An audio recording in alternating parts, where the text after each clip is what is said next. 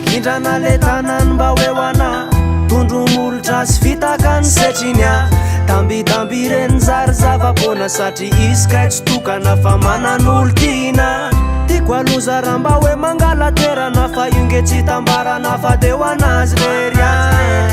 ka leko hijanona ompondana fenao ve motsy totika raha misy fo mitempo ka mba tenena anazy tsy ampy fa zange vonina ny afy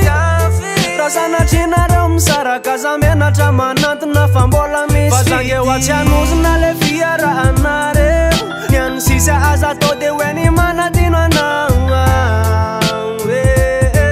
ka veloma mampamangy veloma mampamangy fa zange hoatsy anozona le fiarahanareo ny any sisa aza atao de hoe ny manadino anao ka veloma mampamangy veloma mampamangy ny fokonony doboka fa zalo tsy najere le vetsim-pony rairaina lasa fere na le kondraina nondiako tsy vitako nanao veloma fa de mampamangy za tsy anozona tsy anaratsy raha zazava rano maso mpifaliana ty fazamana efa zatrany avy za zatrany avy za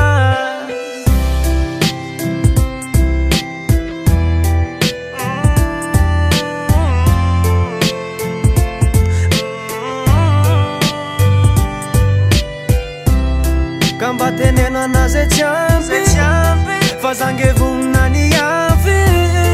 raha sanatrinareo misaraka za menatra manantona fa mbola misy fa zange hoatsy anozona le fiarahanareo ny any sisa aza atao de hoe ny manadino anao